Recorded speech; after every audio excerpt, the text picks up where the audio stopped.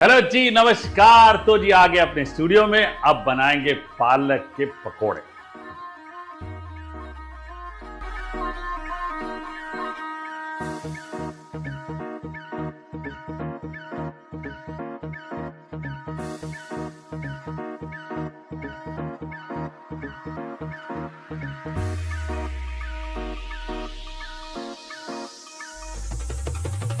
ये पकोड़े थोड़े से यूनिक है और पालक के पकोड़े एकदम यूनिक बनाने के लिए सबसे पहले हमें एक यूनिक सा मसाला बनाना है। वो मैं आपको बताता हूँ। थोड़ा धनिया ले लेंगे, थोड़ा यानी कि पंजाबियों में थोड़े को 1 टेबल स्पून को थोड़ा कहते हैं, ठीक है जी। जीरा ले लिया 1 छोटा चम्मच और काली मिर्च कूटी हुई 1 छोटा चम्मच, काली मिर्च साबुत वो 1 छोटा चम्मच ले लिया हमने। और इसके साथ साथ अनारदाना ये आप 1 बड़ा चम्मच ले लें, ठीक है। साबुत अनारदाना। अब कोशिश करें कि अनारदाना थोड़ा लाल वाला हो, थोड़ा स्वीटर साइड वाला हो। एक काला भी मिलता है जो खटास की ओर ज्यादा है। अब इन्हें भून लें थोड़ा सा। देखिए ये पकोड़े की जान है। सबसे इंपॉर्टेंट चीज, पालक पकोड़ा जब भी बनाएंगे अगर ये डालते हैं तो मजा आ जाए। धीमी आंच पे इसे हल्का सा भून लें। लगभग 2 मिनट तक आपने भूनना है।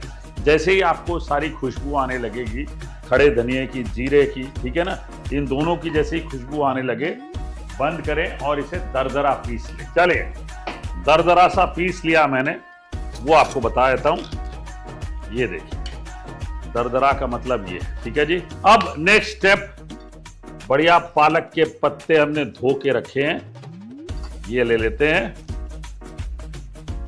अब इसमें ना कोशिश करें कि बड़े पत्ते वाला पालक ना लें और ये डंठल जो भी है इसे हटा लें, ठीक है।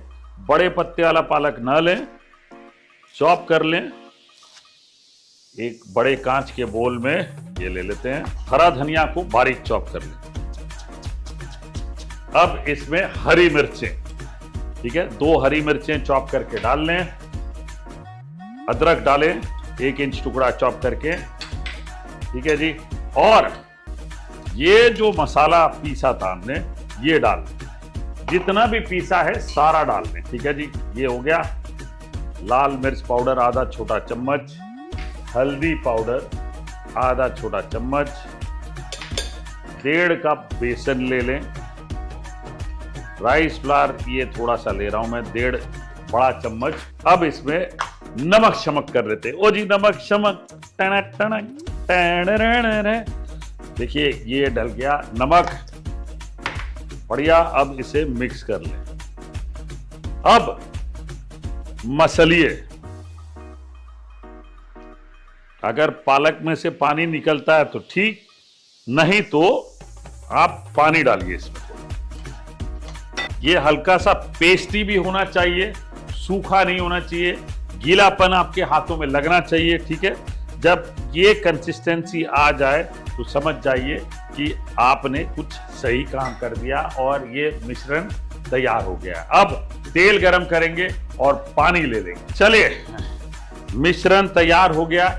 अरे जो सबसे इंपॉर्टेंट चीज है उसे मैं कैसे भूल सकता हूं। उसके बगैर तो पकोड़े जो है ना तकलीफदायक हो जाएंगे, वो है अजवाइन। तो ये 1 छोटा चम्मच डाल लें और अच्छे से मिक्स कर लें।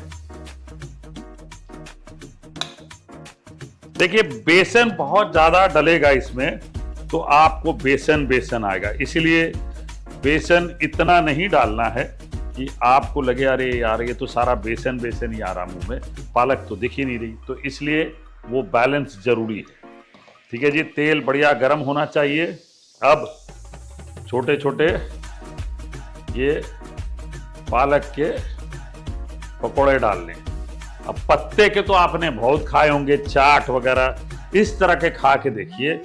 मैं आपको बताऊं, मैं थोड़ा सा जब बाई रोड ट्रैवल करता हूं, एक ऐसे ही ढाबे में रिसेंटली मैंने कुछ ऐसा ही पालक पकोड़ा खाया था और मुझे बड़ा अच्छा लगा। थोड़ी सी पालक की बिटरनेस रहती है क्योंकि हम बॉयल करके नहीं यूज कर रहे, लेकिन वही चीज कमाल है।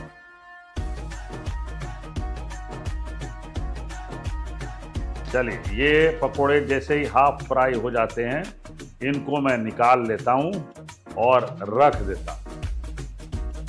तो जी यहां पे हमने पकोड़े हाफ फ्राई करके रख लिए। अक्सर आप दुकानों में जाते हैं ना तो इस तरह से वो हाफ फ्राई करके रख देते हैं, जैसे ही आप ऑर्डर करते हैं फुल फ्राई करके देते हैं। और ये टेक्निक बड़ी इंपॉर्टेंट है। पहली बार में अंदर तक पकोड़े पक जाते हैं, दूसरी बार में तेल बहुत गर्म करते हैं और फिर फ्राई करते हैं तो पकोड़े क्रिस्प निकलते हैं। तो ये डबल फ्राइंग में आपके पकोड़े बढ़िया क्रिस्प आते हैं। चलिए तो अब तेल काफी गर्म हो गया है। अब ये जो पकोड़े हमने हाफ फ्राई किए थे ये डाल लेते हैं।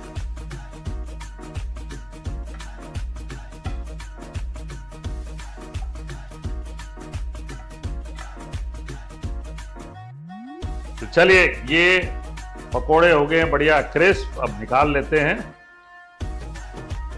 ये देखिए बढ़िया ब्राउन कलर के पकोड़े ये निकाल लेते हैं। चलिए बढ़िया पकोड़े क्रिस्प फ्राई हो गए। इस पे डालें चाट मसाला, आहा, लाल मिर्च पाउडर और ये रहे पकोड़े।